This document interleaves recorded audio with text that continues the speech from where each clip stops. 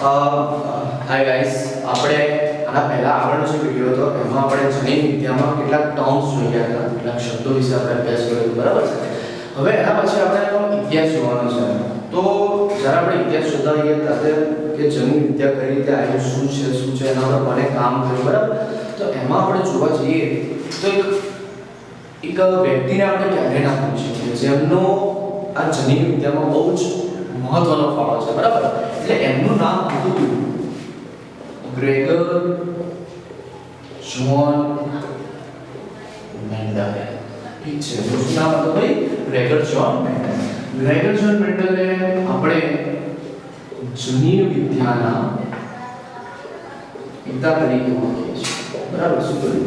જનીન વિદ્યાના પિતા તરીકે આપણે ઓળખીએ છીએ. ઠીક છે, ચલો હવે વાત કરીએ કે એમનો જન્મ વિશે વાત કરીએ. એમનો જન્મ ક્યારે થયો તો કે ભાઈ 22 જુલાઈ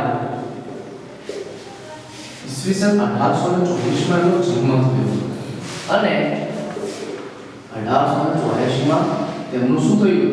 મૃત્યુ થયું. ઠીક છે, આ જન્મની સાલ છે, મૃત્યુની સાલ છે બરાબર. ભાઈ તે મૃત્યુ થવાના હતા કારણ કે કિડનીને લગતો ડિસીઝ થઈ ગયો તો, રોગ થયો તો, જેના લીધે એમનું મૃત્યુ થઈ ગયું બરાબર છે. ચલો સમજીએ. હવે ગ્રેગર જ્હોનનું સ્થળ, જન્મસ્થળ કયું હતું? તો એનું જન્મસ્થળ હતું ઓસ્ટ્રિયા. બહુ જ મસ્ત સિટી છે ઓસ્ટ્રિયા. બ્રૂન બરાબર. તો આ ત્યાં એમનો જન્મ થયો હતો, એનું જન્મસ્થળ હતું. બેઝિક વાત કરીએ આપણે તો એમના જે પિતા હતા બરાબર, એટલે ખેડૂત હતા. ઠીક છે, શું હતા? ખેડૂત હતા. એક ગરીબ કુટુંબમાંથી મેન્ડલ બિલોંગ કરતા હતા બરાબર છે. ગરીબ કુટુંબ હતું એટલે યાર એમને ભણવાનો બહુ શોખ હતો, બહુ જ ભણવાનો શોખ હતો, પણ ગરીબ પરિસ્થિતિના કારણે એટલું આગળ એક હાયર એજ્યુકેશન એ લઈ ના શક્યા. તેમ છતાં પણ એમણે ગ્રેજ્યુએશન પૂરું કર્યું હતું બરાબર, બીએસસી પૂરી કરી હતી એમણે. અચ્છા, એના ઉપરથી યાદ આવ્યું કે એ કોણ હતા? તો ગણિત શાસ્ત્રી હતા. શું હતા? ગણિત શાસ્ત્રી હતા, મેથેમેટિશિયન હતા.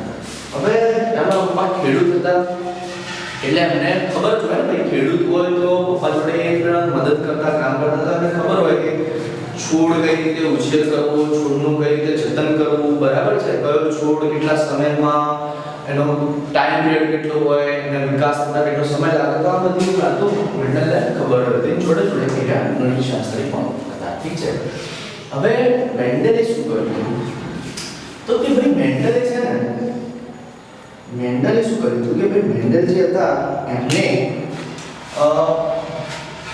વટાણાના છોડ ઉપર પ્રયોગો કર્યા હતા. વટાણાના છોડ ઉપર એટલે આપણે કહીએ છીએ ગાર્ડન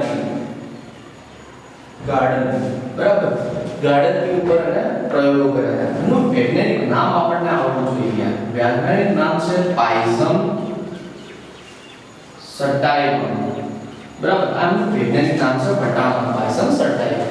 ઠીક છે, બીજો એક ક્વેશ્ચન બી હું તમને કહી દઉં કે એમસીક્યુ કે વટાણામાં રંગસૂત્રોની સંખ્યા તો 2n = 14. 14 રંગસૂત્રો આવેલા હોય છે બરાબર. ટોટલ રંગસૂત્રો કેટલા હોય છે કે ભાઈ 14 રંગસૂત્રો આવેલા હોય છે વટાણા. ઠીક છે, તો લિંકેજ ગ્રુપ શું થશે? લિંકેજ ગ્રુપ થશે n = 7 બરાબર. એ પણ યાદ રાખીશું આપણે. તો એમણે પાયસમ સટાઇવમ એટલે વટાણાના છોડ પર પ્રયોગો કર્યા હતા. એમણે જે કામ કર્યું હતું તો કે ભાઈ એમને 7 થી 8 વર્ષ સુધી કામ કર્યું હતું બરાબર. એટલે કે જોવા જઈએ તો 1856 થી લઈને 1863 સુધી આઈ થિંક. ઠીક છે, આટલા 7 થી 8 વર્ષ સુધી એમણે વટાણાના છોડ પર પ્રયોગો કર્યા અને કામ કર્યું હતું. તો આ કામને બદલ એમને આટલા પ્રયોગો કર્યા, બહુ બધા પ્રયોગો કર્યા. એના ઉપરથી એમને જનીન વિદ્યા ઉપર એટલે જેનેટિક્સ માટે, આનુવંશિકતા માટેના સિદ્ધાંતો આપ્યા હતા બરાબર. આજે પણ જ્યારે કોઈ વ્યક્તિને આનુવંશિકતા વિશે અભ્યાસ કરવો હોય, જેનેટિક્સ ભણવું હોય તો સૌપ્રથમ એને આ મેન્ડલના સિદ્ધાંતોને ભણવું પડે, મેન્ડલ વિશે ભણવું પડે, મેન્ડલના કાર્ય વિશે ભણવું પડે.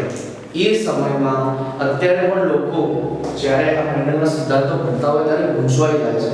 તો આવા એક કહેવાય ને ઇન્ટેલિજન્ટ પર્સનને આપેલા સિદ્ધાંતો બહુ જ અગત્યના છે, જેના વિશે આપણે આગળ અભ્યાસ કરવાના છીએ ડિટેલમાં. પણ આટલી માહિતી આપણે જરા ખબર હોવી જોઈએ, બરાબર. સિમ્પલ છે, આમાંથી પૂછવા લાયક એમસીક્યુ તો તમારે એનસીઈઆરટી માં ડેટ આપેલી છે, બરાબર. એનસીઈઆરટી માં જે આ ડેટ છે આપેલી છે એટલે મેં એનો ઉલ્લેખ કર્યો છે. જ્હોન મેન્ડલ તો કે ભાઈ જૂની વિદ્યાના પિતા હતા, 22 જુલાઈ 1824 માં જન્મ, 84 માં મૃત્યુ, બરાબર. ઓસ્ટ્રિયાના રોમમાં તેમનો જન્મ. પિતા ખેડૂત હતા, ગરીબ ફેમિલીમાંથી બિલોંગ કરતા હતા, ગણિતશાસ્ત્રી હતા. વટાણાનો છોડ એને નામ પણ યાદ રહેવું જોઈએ, પાયસન સટાઈઓ, બરાબર. ગાર્ડન એ પણ યાદ રહેવું જોઈએ, બાકી વટાણાની ઘણી જાતિઓ આવે છે, ઠીક છે.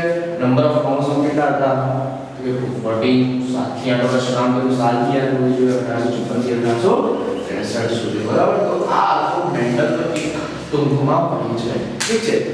હવે ફરીથી નેક્સ્ટ વિડિયોમાં આપણે કે મેન્ડલે કેમ વટાણાના છોડની પસંદગી કરી, બરાબર, એ આપણે નેક્સ્ટ વિડિયોમાં મળશું, ઠીક છે. તો ચેનલને લાઈક કરો, શેર કરો અને સબસ્ક્રાઇબ કરો, બરાબર છે. ચલો ગાઈસ, ગુડ મોર્નિંગ. ફરીથી આપણે આવી ગયા છીએ યાર નવો વિડિયો લઈને, ધાસુ વિડિયો લઈને. ફટાક કરો યાર, એકદમ જબરદસ્ત વિડિયો. આના પહેલાના વિડિયોમાં આપણે જોયું હતું મેન્ડલ કાકાનો થોડું ઇન્ટ્રોડક્શન આપણે જોયું હતું, ક્યાં જન્મ્યા, શું કર્યું, શું હતું કર્યા નહીં. આ જોયું તો યાર, આગળનો જોયું વિડિયો જોઈ લો યાર, લાઈક કરો, શેર કરો, સબસ્ક્રાઇબ કરો ચેનલ, ભાઈની ચેનલ, બરાબર છે. ચલો, બાયોલોજી વિશાળ વિડિયો, જેટલું શીખો, જ્યાંથી બી શીખવા મળે, જે જ્ઞાન લેવા મળે લેતા રહેવાનું, ઠીક છે. શ્રેષ્ઠ નહીં બનવું, આપણે શ્રેષ્ઠ નહીં બનવું, આપણે બનવું છે ઉત્તમ, ઠીક છે. આપણે શ્રેષ્ઠ નહીં બનવું, આપણે ઉત્તમ બનવું છે. ચલો, હેલો ગાઈસ, ગુડ મોર્નિંગ. હું ફરીથી તમારી સામે એક નવો વિડિયો લઈને આવી ગયો છું યાર. તો નેક્સ્ટ વિડિયોમાં એટલે આગળનો જે વિડિયો હતો હે ને, એમાં આપણે મેન્ડલ કાકા વિશે થોડો અભ્યાસ કર્યો. મેન્ડલ કોણ હતા, એને શું કર્યું હતું, શું પ્રદાન હતું એમનું જેનેટિક્સમાં, આપણે એ જોયું, થોડું ઇન્ટ્રોડક્શન આપણે જોયું, બરાબર. આજે આપણે એક ટોપિક ભણવાના છીએ, બહુ સિમ્પલ, બહુ નાનો ટોપિક છે, સમજવા લાયક છે કે મેન્ડલે વટાણાના છોડની પસંદગી કેમ કરી, ઠીક છે. કેમ વટાણાના છોડની પસંદગી કરી, કેમ કોઈ બીજી વનસ્પતિ કે બીજા કોઈ છોડની પસંદગી ના થઈ, તો એના માટેના કારણો આજે આપણે શીખવાના છે, એના વિશે આપણે આજે ભણવાના છે, ઠીક છે. તો ચલો આપણે જોઈએ, બરાબર, શું છે તો કે ભાઈ પ્રશ્ન એવો થાય કે મેન્ડલે વટાણાના છોડની પસંદગી કેમ કરી, અથવા તો વટાણાના છોડની પસંદગી જ કેમ, ઠીક છે. જોઈએ આપણે શું છે કે આપણે ભણી ગયા કે ભાઈ વટાણા છે તો કે ભાઈ વૈજ્ઞાનિક નામ એનું પાયસમ સટાઈવમ છે, બરાબર છે. નંબર ઓફ ક્રોમોસોમ, ઠીક છે, 2n = 14 છે. ગાર્ડન બી તરીકે ઓળખવામાં આવે છે, બરાબર. આપણે એટલે આગળના વિડિયોમાં આપણે ભણી ગયા છીએ. તો જોઈએ શું છે, કેમ, શું કારણ હતા, તો શું મુખ્ય કારણ હતા, બરાબર છે, કે એમણે વટાણાના છોડની પસંદગી કરી. તો જોઈએ પહેલું કારણ તો એ હતું કે આ જે વટાણાનો છોડ હતો ને, બરાબર, એનું જીવન ચક્ર ખૂબ જ શોર્ટ, બરાબર. શું વટાણાનો છોડનું જે જીવન ચક્ર હતું ને એ ખૂબ જ ટૂંકું હતું, બરાબર છે, ખૂબ જ ટૂંકું હતું. કેટલું ટૂંકું? 3 થી 4 મહિનામાં તો ભાઈ એ પોતાનું આખું જીવન ચક્ર પૂરું કરી દે. હવે સમજો કે 3 થી 4 મહિનામાં આ છોડ પોતાનું જીવન ચક્ર પૂરું કરી દે, એટલે આના ઉપર અને આવનારી પેઢી જે બી હોય એના ઉપર અભ્યાસ બહુ ડિટેલ પૂર્વક થઈ શકે. એક્ઝામ્પલ તરીકે હવે તમે લીમડો લઈ લો કે બીજી કોઈ વનસ્પતિ જો તમે મેન્ડલે લીધું હોત પ્રયોગ કરવા માટે, તો શું થતું કે ભાઈ એનો ટાઈમ ડ્યુરેશન જ ખાસું લાંબુ થઈ જાય, બરાબર. એક્ઝામ્પલ તરીકે 20 વર્ષ, 15 વર્ષ, ઠીક છે. તો એટલો બધો સારી રીતે અભ્યાસ ના થઈ શકે. પણ આ વટાણા એક એવું છોડ હતો કે જેનું જીવનચક્ર બહુ ટૂંકું હતું, બરાબર. 3 થી 4 મહિનામાં એ પોતાનું જીવનચક્ર પૂરું કરી દે. તેથી આના વટાણાની છોડની પસંદગી માટેનું પહેલું કારણ તો આ. બીજું કારણ શું હતું કે ભાઈ અહીંયા ઉભયલિંગી પુષ્પ હતું.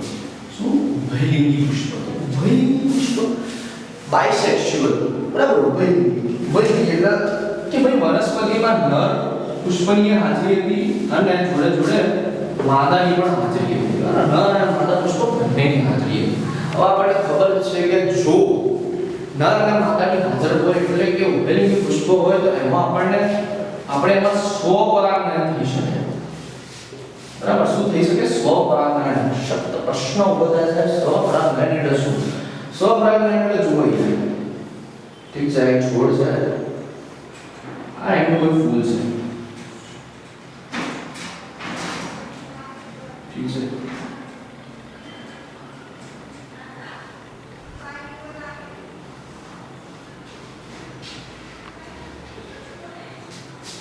બરાબર. હવે સમજો અહીંયા એક સ્ત્રી કેસર ઓકે છે, ઠીક છે, બીજી કોઈ કેમ આપણે ખબર પડે. અહીંયા એક સ્ત્રી કેસર આવેલું છે, આજુબાજુના પુંકેસર આવેલા છે. એવી રીતે અહીંયા પણ એક સ્ત્રી કેસર આવેલું છે, અહીંયા પુંકેસર આવેલા છે, બરાબર. પરાગનયન એટલે શું? પરાગનયન એટલે કે કોઈ બી વનસ્પતિ હોય, બરાબર, એના પર રહેલું પુષ્પ હોય, તો પુષ્પો પર રહેલા જે પુંકેસર હોય એની પરાગરજ બીજા પુષ્પના સ્ત્રી કેસર ઉપર જઈ બિરાજમાન થાય તો આ ક્રિયાને કહીએ આપણે પરાગનયન, બરાબર છે. બસ સ્વપરાગનયન એટલે સમજો આ એક જ છોડ છે, એક છોડ કેવો છે, ડ્વેલિંગ, બરાબર, નર અને માદા બંને હાજર છે. સમજો કે આ સ્ત્રી કેસર છે, બરાબર, આ શું છે, આ શું છે, સ્ત્રી કેસર છે, બરાબર, આ શું છે, સ્ત્રી કેસર છે. તો સમજો કે આની એટલે કે આ પુંકેસરની પરાગરજ એ અહીંયા આવીને પડે, બરાબર, તો આને કહેવાય સ્વપરાગનયન, બરાબર, સ્વપરાગનયન, બરાબર, સ્વપરાગનયન કહેવાય, બરાબર. એવી જ રીતે ધારો કે આ જે સ્ત્રી કેસર છે અને એના ઉપર એ જ પુષ્પની પુંકેસરની પરાગરજ આવીને પડે તો એ ક્રિયાને બી કહેવાય સ્વપરાગનયન. એવી રીતે પરપરાગનયન કોને કહેવાય કે ધારો કે કોઈ બીજો છોડ છે અને એના ઉપર કોઈ બીજું પુષ્પ આવ્યું છે, બરાબર છે, તો આ પુષ્પમાં રહેલો છે પરાગ રજ હોય, બરાબર છે, કે પરાગરજ આ પુષ્પના સ્ત્રી કેસર પર આવીને પડે, બરાબર, તો એને કહેવાય પરપરાગનયનની ક્રિયા, બરાબર. તો એકદમ સિમ્પલ કોન્સેપ્ટ છે, ઠીક છે. તો સ્વપરાગનયન પણ થઈ શકે, જોડે જોડે એમાં પરપરાગનયન પણ થઈ શકતું હતું. પરપરાગનયન એટલે કૃત્રિમ રીતે પણ આપણે કરાવી શકીએ, બરાબર, હાઇબ્રિડાઇઝેશન, સંકરણ જેને કહેવામાં આવે એ પણ અહીંયા થઈ શકતું, બરાબર. હવે જોઈએ તો શું થાય, બીજું શું હતું કે આમાં જોવા જઈએ તો કે ભાઈ વિરોધાભાસી લક્ષણોની જોડે જોવા મળતી, વિરોધાભાસી લક્ષણો, વિરોધાભાસી શું લક્ષણોની ટ્રેટ્સ જોવા મળતા હતા. કેરેક્ટર એક જ હતું, બરાબર, કેરેક્ટર એટલે પણ એના ટ્રેટ્સ જોવા મળતા હતા, એના સ્વરૂપો, એના બે સ્વરૂપો, કોઈ લક્ષણના બે સ્વરૂપો પણ અહીંયા જોવા મળતા હતા. એક્ઝામ્પલ તરીકે આપણે લક્ષણ લઈએ ઊંચાઈ, તો ઊંચાઈના લક્ષણ માટેના બે સ્વરૂપો જોવા મળતા હતા કે કેટલાક છોડ હોય એ ઊંચા આવે અને કેટલાક છોડ હોય એ નીચા આવે, બરાબર. બીજું એક્ઝામ્પલ લઈએ તો કે ભાઈ રંગ, કલર, કોનો કલર, તો કે ભાઈ બીજનો કલર, ઠીક છે, કેવો કલર, આ બીજનો કલર તો એક લક્ષણ થઈ ગયું, પણ એના ટ્રેટ્સ કયા, એના સ્વરૂપ કયા, તો કે ભાઈ એક પીળો કલર હતો, ઠીક છે, અને કે લીલો કલર હતો, બરાબર. એવી રીતે આપણે બીજનો આકાર લઈએ, બરાબર, તો આકાર એક લક્ષણ થઈ ગયું બીજનું યાર, પણ એના ટ્રેટ્સ કયા, એના સ્વરૂપ કયા, તો એક ખરબચડો આકાર અને એક ગોળ આકાર, બરાબર. તો આ પ્રમાણે આટલા લક્ષણો એ વટાણામાં સારી રીતે જોવા મળતા હતા, તેથી એને વટાણાના છોડની પસંદગી કરી. ભાઈ એક વસ્તુ સમજો યાર, ગ્રેગર જ્હોન મેન્ડલ હતા ને, એમને બીએસસી કર્યું હતું, ગ્રેજ્યુએશન કર્યું હતું, ગણિત શાસ્ત્રી હતા, પણ જોડે જોડે એમને બોટનીનો પણ અભ્યાસ કર્યો હતો, વનસ્પતિઓ વિશે પણ એક જાણકારી રાખતા હતા. પોતે ઉપરથી પોતાના પિતા જે હતા એ પણ ખેડૂત હતા, એટલે એમને વનસ્પતિ વિશે આટલી જાણકારી હતી. એટલા માટે એમને વટાણાનો છોડ કર્યો. હવે ચોપડીમાં કીધું છે ને કે પાદરી હતા, ઠીક છે, પાદરી હતા, બરાબર, પાદરી હતા અને ચર્ચમાં કામ કરતા હતા, ચર્ચમાં પાદરી તરીકેની ફરજ નિભાવતા હતા અને ગાર્ડન બગીચામાં જઈને આવી રીતે વટાણાનો છોડ પર પ્રયોગો ચાલુ કર્યા. તો ભાઈ એવું નહોતું, ઠીક છે, પાદરી તો હતા જ, ચર્ચમાં કામ કરતા હતા, પણ એમને આટલું નોલેજ હતું, એમના જોડે આ જ્ઞાન હતું, એટલે આપણે સાયન્સની ફિલ્ડમાં આટલું બધું કામ કરી શકે, બરાબર. જો આ જ્ઞાન ન હોત તો એ ના કરી શકે, ઠીક છે. પાદરી પણ હતા, ચર્ચમાં કામ પણ કરતા હતા, ઠીક છે. ચલો ફરીથી એકવાર જોઈ લઈએ વટાણા પૈસા 57 ક્યાં પસંદ કરે વટાણાનો છોડ કે એક વર્ષાની વનસ્પતિ. વટાણાનો છોડ જે હોય એક વર્ષાની વનસ્પતિ છે, અને જીવન ચક્રનો બહુ જ ટૂંકું છે બરાબર. ઉભયની છે અને નાના માદા પુષ્પો ધરાવે છે, બંને આનંદ કરે છે બરાબર. સ્વપરાગમન પણ થઈ શકે, પરાગમન પણ થઈ શકે, વિરોધાભાસી લક્ષણોની જોડો પણ અહીંયા જોવા મળે છે બરાબર છે. અને વિરોધાભાસીમાં તમે જોઈ શકો ઊંચા એક લક્ષણ આપણે લઈ લઈએ ઊંચાઈ, તો ઊંચાઈમાં અમુક છોડ હતા એ ઊંચા હતા, અમુક છોડ નીચા હતા એ બરાબર. તો વટાણાના છોડની પસંદગી પાછળના કારણો અહીંયા દર્શાઈ ગયા છે. બહુ સિમ્પલ ટોપિક છે યાર. તો આપણે હવે જો આના પછીનો જે વિડિયો છે એમાં આપણે જોઈશું કે વટાણાનો જે છોડ હતો એટલે ભેંડરે આટલું કામ કર્યું તો એ કામને ઉજાગર કેમ ન કર્યું, એટલે મીન્સ કે એનું કામ સંતાયેલું કેમ નહીં બરાબર. એના કામને સફળતા ન મળી એ સમયમાં, મેન્ડલના સમયમાં જ્યારે એને કામ કર્યું, જ્યારે 1865-66 ની સાલમાં એ પોતાનું વર્ક જે હતું બરાબર એ સબમિટ કરાવવા ગયા પોતાના પ્રોફેસર લુઈસ પાસ્ચર જોડે. તો પ્રોફેસરે એમને શું કીધું કે સોસાયટીમાં જનરલ સબમિટ કરાવવા ગયા ત્યારે શું થયું તો એ આના પછીના વિડીયોમાં આપણે સમજીશું બરાબર. તો ત્યાં સુધી એક જબરદસ્ત મહેનત કરો યાર. વિડીયો ગમ્યો તો લાઈક કરો, શેર કરો, સબસ્ક્રાઇબ કરો બરાબર ને.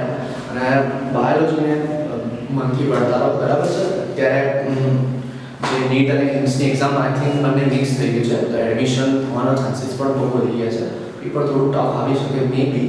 તો એનસીઆરટીનું મલ્ટિપલ રિવિઝન કરતા રહો અને વિડીયો જોતા રહો અને મહેનત કરતા રહો. ઠીક છે, મળીએ છીએ નેક્સ્ટ વિડીયોમાં. Good morning guys. ઓકે ચાલો, આના પહેલા આગળનો જે વિડીયો હતો એમાં આપણે જોઈ ગયા હતા કે મેન્ડલે વટાણાના છોડની પસંદગી કેમ કરી હતી બરાબર. એના પહેલાના આગળના એક વિડીયોમાં આપણે જોઈ ગયા હતા મેન્ડલનું ઇન્ટ્રોડક્શન. એના આગળના વિડીયોમાં જોઈ ગયા હતા આપણે કંઈક જરૂરી એવા ટર્મ્સની સમજૂતી. તો યાર તમે નવા આવ્યા હોય આ ચેનલમાં તો ચેનલને લાઈક કરો, શેર કરો, સબસ્ક્રાઇબ કરો, વિડીયોઝને ધ્યાનથી જુઓ, સમજો. તમારે કંઈ કન્ફ્યુઝન હોય તો કોમેન્ટ બોક્સમાં કમેન્ટ કરો, હું એનો આન્સર જરૂર આપીશ. અને જે હોય મટીરિયલ્સ બનાવવાનું જોડે જોડે, ઠીક છે, વિડીયોમાંથી મટીરિયલ પણ જોડે જોડે વાંચવા લાયક બનાવવાનું, ઠીક છે. ચલો, આજે આપણે જે વિડીયો વિશે ચર્ચા કરવાની છે, આજનો ટોપિક બી બહુ જ જબરદસ્ત થઈ ગયા કે મેન્ડલે આટલું બધું કામ કર્યું પણ જ્યારે મેન્ડલ જીવતા હતા, જ્યારે મેન્ડલ પોતે જીવતા હતા ત્યારે તેમના કામને સફળતા ન મળી, એમના કામને કોઈ બિરદાવ્યું નહીં. તો એના શું કારણ હતા, ઠીક છે, એ આપણે જોવાનું છે. તો મેન્ડલના જે કાર્ય હતા અને મેન્ડલનું કાર્ય શું નિષ્ફળ હતું. મેન્ડલની નિષ્ફળતાના કારણો એટલે એનું નિષ્ફળતા એનું કાર્ય એ સમયે કોઈ એક્સેપ્ટ ન કર્યું, સ્વીકાર ન કર્યો બરાબર. મેન્ડલ સાચા હતા, આપણને ખબર છે મેન્ડલ સાચા હતા, પણ એ સમયમાં કયા કારણો હતા કે જેથી એમનું આ કાર્ય સ્વીકારતા ન પામી શક્યું, ઠીક છે. સો તો એમાં ફર્સ્ટ રીઝન હું મારા પ્રમાણે જો જોવા જઈએ તો એનું ફર્સ્ટ રીઝન હતું, પહેલું તો હતું કમ્યુનિકેશન, ઠીક છે. કમ્યુનિકેશન પહેલું જ રીઝન હતું. હવે આપણે જોઈએ કે આજના સમયમાં આપણે વાત કરીએ યાર તો આપણા જોડે યુટ્યુબની ફેસિલિટી છે, ઇન્ટરનેટની ફેસિલિટી છે, WhatsApp, Facebook, Snapchat અને ઘણા બધા એપ પ્લે સ્ટોર ઉપર અવેલેબલ છે, ઠીક છે. આપણા જોડે મોબાઈલ ફોન છે, ઠીક છે, આપણા જોડે ટીવી છે બરાબર છે. મીડિયા આટલો ગ્રો કરી ગયો છે ડિજિટલમાં, અત્યારે કોરોનાનો ટાઈમ ચાલી રહ્યો છે તો આપણને એક એક સેકન્ડની મીડિયા ખબર આવતો રહે છે, ઠીક છે. પણ એ સમયમાં 18મી સદીમાં કમ્યુનિકેશન બરાબર આટલું ડેવલપ નહોતું યાર, આટલું ડેવલપ નહોતું, એટલું હાઈફાઈ નહોતું, આટલું ફાસ્ટ નહોતું બરાબર. તો એક રીઝન એ પણ છે કે કમ્યુનિકેશન એ સમયમાં આપણને ખબર છે ને ભાઈ, પેલા કબૂતર મોકલતા અને ટપાલ મોકલતા અને ઠીક છે, તે તો જાતે જઈને મળી આવવું પડતું ને એમાં 2-3 દિવસનો ટાઈમ જોતો એવું બધું. તો એ સમયમાં કમ્યુનિકેશન એક ઇફેક્ટ હતું, એક ફેક્ટર હતું જે મેન્ડલના નિષ્ફળતામાં એક કારણ બની ગયું બરાબર, કમ્યુનિકેશનના લીધે. સેકન્ડ પોઈન્ટ આપણે જોવા જઈએ તો મેન્ડલ સરે શું કીધું? મેન્ડલ સરે કીધું કે પિતૃઓ છે પિતૃઓ એટલે આપણી માતા પિતા પેરેન્ટ્સ, કે જે ભાઈ પિતૃઓના જે લક્ષણો છે એ સંતતિમાં ઉતરી આવે છે બરાબર. આ પિતૃઓના લક્ષણો સંતતિમાં ઉતરી આવે છે તો એના માટે કોઈ ફેક્ટર જવાબદાર છે. શું? કઈ ફેક્ટર જવાબદાર છે. એટલે આમાં ઉપરથી એક શબ્દ આપણને આવ્યો કે ભાઈ મેન્ડલે ફેક્ટર શબ્દનો ઉલ્લેખ કર્યો હતો જનીનની જગ્યાએ, બરાબર, ફેક્ટર શબ્દ વાપર્યો હતો. ઠીક છે, તો શું કીધું આપણે કે પિતૃના જે લક્ષણો છે સિદ્ધેમાં ઉતરી આવે તો એના માટે કોઈ ફેક્ટર જવાબદાર આવો એટલે કોન્સેપ્ટ રજૂ કર્યો, પણ આ કોન્સેપ્ટને કોઈએ સ્વીકાર્યો નહીં, બરાબર. કેમ ન સ્વીકાર્યો આપણે એ વાત કરી. સમજો એનું એક મેઇન રીઝન આ હતું કે જે મેન્ડલ હતા ને, જ્યારે એને કન્સેપ્ટ લાવ્યો ને તો મેન્ડલ એનું એક્સપ્લેનેશન કરવામાં અસમર્થ રહ્યા હતા. એમને સમજાવવામાં અસમર્થ રહ્યા. આ એક્સપ્લેનેશન કરવામાં એ અસમર્થ રહ્યા, સમજાઈ ન શક્યા. કઈ રીતે હું તમને સમજાવું છું કે ધારો કે સમજો કે એક મોટી એસેમ્બલી છે, એક મોટો હોલ છે, બરાબર. ત્યાં સાયન્ટિસ્ટોની ટીમ બેઠી છે અને મેન્ડલ આવે, બરાબર. મેન્ડલે કીધું કે પિતૃમાંથી જે લક્ષણો છે સંતતિમાં ઉતરી આવે છે, તો એના માટે કોઈ ખાસ કરતા. હવે એ સમયમાં 18મી સદીમાં મેન્ડલના સમયમાં, બરાબર છે, એટલે કે એ જે સમય હતો જ્યારે સબમિટ કરાવવા ગયા પોતાનો વર્ગ બતાવીને, આઈ થિંક 1863 ની આસપાસ, 1865 ની આસપાસ, સોરી. તો એ સમયમાં એક થિયરી હતી, સમજો ધ્યાનથી, થિયરી ઓફ બ્લેન્ડિંગ, મિશ્રણની થિયરી. આ મિશ્રણની થિયરી એ સમયમાં બહુ જ પ્રચલિત હતી. આ થિયરી શું કહેતી ખબર છે કે જો પિતાની હાઈટ મોટી હોય અને માતાની હાઈટ નાની હોય તો બાળકની હાઈટ મધ્યમ બનશે. સમજી રહ્યા છો શું કહી રહ્યું? પિતાની હાઈટ મોટી હોય, માતાની હાઈટ નાની હોય, પિતા હાઈટમાં ઊંચાઈમાં મોટા છે, માતા ઊંચાઈમાં નાની છે, તો બાળકની જે હાઈટ હશે ને ભાઈ મધ્યમ હશે. પપ્પાનો રંગ કાળો છે, માતાનો રંગ ધોળો છે શરીરનો, તો બાળક એક ગૌણતા રંગનો આવશે, ઇન્ટરમીડિયેટ આવશે. તો આને કહેવામાં આવતી થિયરી ઓફ બ્લેન્ડિંગ, મિશ્રણની થિયરી, બરાબર. બ્લેન્ડિંગ એટલે મિશ્ર થવું, બરાબર. આવી થિયરી પ્રચલિત હતી એ સમયમાં. હવે ખબર છે કે આ થિયરી એકદમ રોંગ છે, પણ એ સમયમાં આ રોંગ થિયરી એ સમયમાં બહુ જ પ્રચલિત હતી, બરાબર છે. એટલે વૈજ્ઞાનિકોએ એસેમ્બલીમાં બેઠેલા વૈજ્ઞાનિકોએ એમને પૂછ્યું, શું પૂછ્યું કે ચલો અમે આ થિયરી ઓફ બ્લેન્ડિંગ હવે એક સાઈડ મૂકીને માની લઈએ કે કારક જવાબદાર છે, તો તમે મને એક વસ્તુનો આન્સર આપો કે આ કારક આપણા શરીરમાં ક્યાં આવેલું છે. એમનો તો ક્વેશ્ચન બી રાઈટ હતો ને કે ચલો અમે માની લઈએ કે કારક જવાબદાર છે, તો કારકનું મને સ્થાન બતાવો કે શરીરમાં ક્યાં છે સ્થાન. હવે યાર એક સમયમાં કોષ કેન્દ્ર મીન્સ કે કોષ કેન્દ્ર રંગસૂત્ર વિશે એવી કોઈ માહિતી નથી, બરાબર. કોષ કેન્દ્રની અંદર શું શું આવેલું છે એના વિશે કોઈ માહિતી નથી. ડીએનએ વિશે એટલી કોઈ માહિતી એટલી બધી હતી નહીં. તો મેન્ડલ એ વસ્તુને સમજાવવામાં અસમર્થ રહ્યા, તો એના લીધે એનું વર્ક એક્સેપ્ટ કરવામાં ના આવ્યું, બરાબર છે. આ બી કારણ હતું. એક બીજું કારણ શું હતું? બીજું કારણ હતું ડાર્વિન. હવે ડાર્વિન જે હતા ને, ડાર્વિનની થિયરી હતી થિયરી ઓફ સ્પીશીઝ, બરાબર. થિયરી ઓફ સ્પીશીઝ, બરાબર.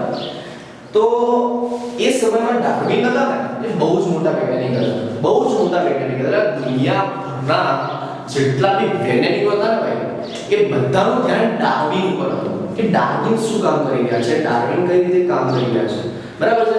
એક્ઝામ્પલ તરીકે લઈએ આપણે, સમજી લો ને, ડાર્વિન જે છે ને એ સમયના સચિન તેંડુલકર હતા અને મેન્ડલ એ સમયના વિનોદ કાંબલી હતા, બરાબર. જેનામાં ટેલેન્ટ તો બહુ હતું, પણ એ સમયના સચિન તેંડુલકર સામે એમનું ટેલેન્ટ ઓછું પડ્યું હતું. દેખાવમાં નતા આવતા, હાઇલાઇટ જ નતા થયા. હાઇલાઇટ થાય તો આ માણસનું કોઈ વર્ક સમજે નહીં યાર. હાઇલાઇટ જ નતા થયા. એ સમયમાં દરેક વ્યક્તિનું ધ્યાન ડાર્વિન ઉપર જ હતું, કારણ કે Darwin A species of theory of species ઉપર કામ કરી રહ્યા હતા, બરાબર. એટલે એ સમયમાં કોઈનું ધ્યાન નતા આવ્યું. બીજી વસ્તુ શું નડી ખબર છે? મેન્ડલ એક વસ્તુ એ નડી કે મેન્ડલ હતા પોતે ગણિતશાસ્ત્રી, બરાબર. અને એમને બાયોલોજિસ્ટ એટલે જીવ વિજ્ઞાનીઓને જઈને એવું કીધેલું કે ભાઈ આવો કંઈક કારણ જવાબદાર છે, બરાબર. એટલે જીવ વિજ્ઞાનીઓના મનમાં યાર પ્રશ્નો બધા કે આ ભાઈ તો હે ગણિતની ફિલ્ડથી બિલોંગ કરે, મેથેમેટિક્સ થી આગળ ઉપરથી આપણો શીખવાડે કે આ અમે ખોટા એમ. તો વૈજ્ઞાનિકોને એ વસ્તુ બી ન ગમી કે મેન્ડલે બાયોલોજીમાં ગણિતને ઉમેરવાનો ટ્રાય કર્યો, કારણ કે દરેકને ખબર હતી કે બાયોલોજી અલગ સબ્જેક્ટ છે, મેથ્સ અલગ સબ્જેક્ટ છે, તો મેથ્સ ને બાયોલોજી સાથે મિક્સ કરવાની કોઈ વાત જ નથી. તો એ વસ્તુ એ વૈજ્ઞાનિકોને કારણ પચ્યું નહીં, એટલે કે મેન્ડલ જે ગણિત શાસ્ત્રી હતા, ગણિત શાસ્ત્રી કે એમને ગણિતનો ઉપયોગ કર્યો તો બાયોલોજીમાં, તો આ કારણ પણ વૈજ્ઞાનિકોને ગમ્યું ન હતું, કારણ કે મેન્ડલ પોતે ગણિત શાસ્ત્રી હતા. તો આ કેટલાક કારણ છે, આ કેટલાક કારણ છે કે જેના લીધે એનું કામ એ સમયમાં કોઈ સ્વીકાર્યું નહીં, બરાબર. આ નિષ્ફળતાના એમાં કેટલાક કારણો હતા, ઠીક છે. તો ચલો નેક્સ્ટ વિડીયોમાં આપણે એમની સફળતાના કારણો વિશે જોઈશું કે કઈ રીતે એમને સફળતા મળી, ઠીક છે, અને કોને કોને એમનું કામ ઉજાગર કર્યું.